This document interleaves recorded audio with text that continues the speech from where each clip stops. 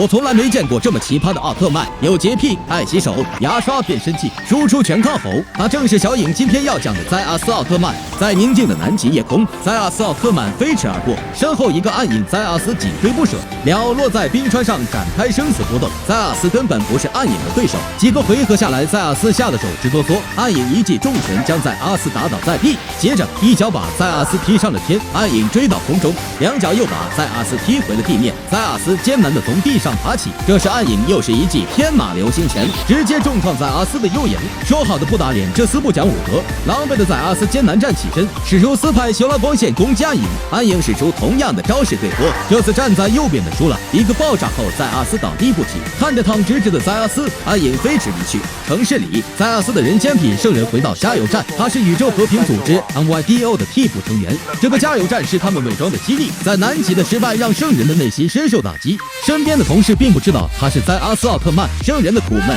无处倾诉，于是他选择了逃避，并向队长递交了辞呈。队长本想挽留，但圣人屈意已决。队员小偷追上圣人，劝他不要离职。然而圣人被暗影打怕了，他内心开始恐惧这份有战斗性质的工作。说完，圣人就离开了基地。他来到一个空旷的草地，对着天空中的启明星向父亲倾诉自己内心的胆怯和无能。这时启明星转换成了一个奥特签名，原来的和启明星正是塞阿斯的父亲。一束光照向了圣人，治好了他的眼睛。同时一个机器胶囊出现在圣人手中。另一边，在一座黑暗的城堡里，一个黑唇小妞看着圣人还活着，一脸不屑，似乎一切都在他的掌控之中。这人正是控制暗影的主人潘森星人影美。他一直想当着地球人的面公开杀掉地球人的英雄塞阿斯。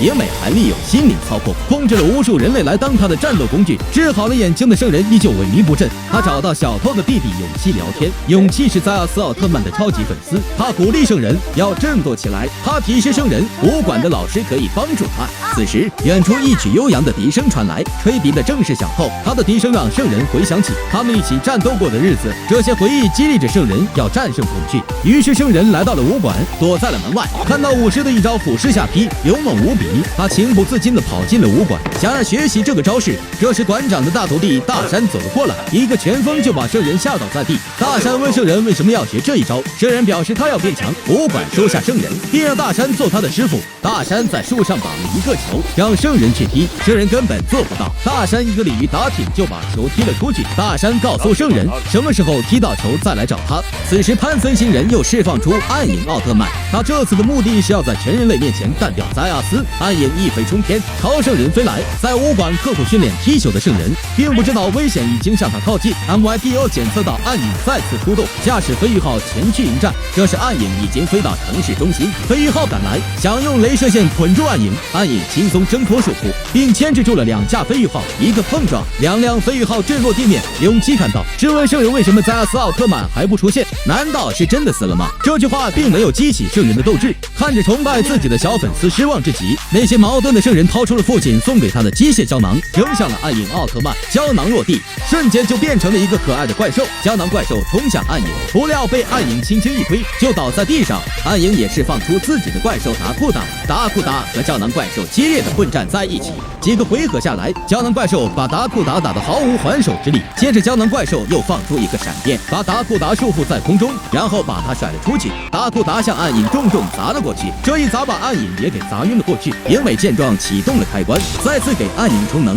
复苏的暗影使出一套组合拳，打向胶囊怪兽的脸。圣人见状赶紧收回了胶囊怪兽。眼看无对手之时，影美控制暗影，使出心灵操控光线控制人类。一瞬间，城市里的众多人类就被他控制住了。MYDO 队员赶来阻击，却根本不是影美的对手，连小偷也被控制住了。勇气和圣人前去救小偷，却被影美控制的小孩打翻在地。就这样，众人被影美的黑暗塔吸走了。影美又骑着哈雷来到加油站挑衅，看到有外地人员前来 ，MYDO 队员胖哥上前想为他测量体温，不料被影美给电倒在地上。同时，影美变成了一个可怕的怪物。他告诉众人他是潘森星人，他要将人类变成自己的奴隶。你还别说，这个怪物还挺讲武德。他告诉队长，他的心灵操控只会操控失去信仰的人，对于有信仰的人他操控不了。说完变成几10米高的怪兽，并放出狠话，他要干掉塞阿斯奥特曼，这样人类就会绝望，然后变成他的奴隶。说完便消失了。勇气看到掳走姐姐的凶手，很是气愤，他责备塞阿斯奥特曼为何不出现。勇气对塞阿斯彻底失去了信心，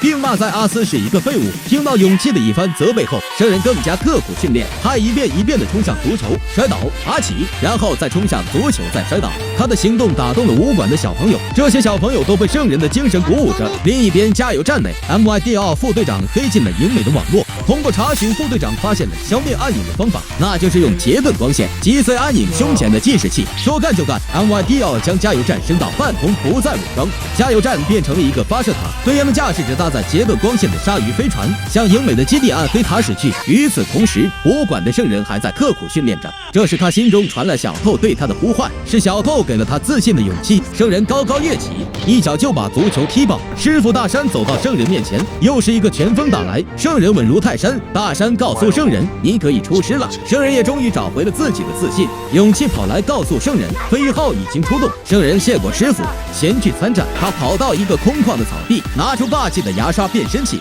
手臂一挥，变身在阿斯奥特曼。此时飞沙号已经到达影美的基地，影美放出暗影迎战，飞沙号释放杰顿光线，瞄准暗影胸前的计时器打去。谁料这货的计时器竟然有铠甲保护，一个反射就把飞沙号炸得粉碎。队员们弃船逃离，暗影继续攻击 MYDL 队员。危急时刻，空中飞来一脚，把暗影踢了出去。来人正是塞阿斯。影美看到塞阿斯前来，急忙控制住人类的信号，他要在全人类的见证下打败塞阿斯。经过在武馆的磨练，塞阿斯的信念已经今非昔比，一脚就把暗影踢在了地上。暗影一飞冲天，想要逃离，塞阿斯也冲到空中阻击。这时暗影又使出天马流星拳打向塞阿斯，塞阿斯迅速躲避，然后转身高速旋转，使出在武馆苦练的俯视劈法向暗影踢来。只听砰的一声，暗影就被踢在了地上，脑瓜子也被踢出一个窟窿。紧接着塞阿斯使出修派斯拉光线同暗影对起过来。这时地球上全人类都在为塞阿斯加油，有了全人类信念的支撑，塞阿斯无所畏惧。只见塞阿斯使出狮吼功，双手转换为 X 形态，瞬间战力暴增，碾压暗影。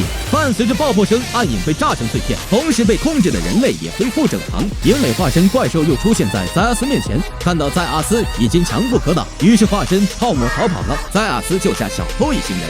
故事最后，塞阿斯变回了人间体，和小偷幸福的生活在一起。本片中塞阿斯的嘴巴既然可以张开，在奥特宇宙中，嘴巴能张开的奥特曼还是很少见的。小伙伴们还知道哪几位奥特曼嘴巴能张开呢？欢迎评论区讨论，关注我是小影，电影新解说，经典不错过。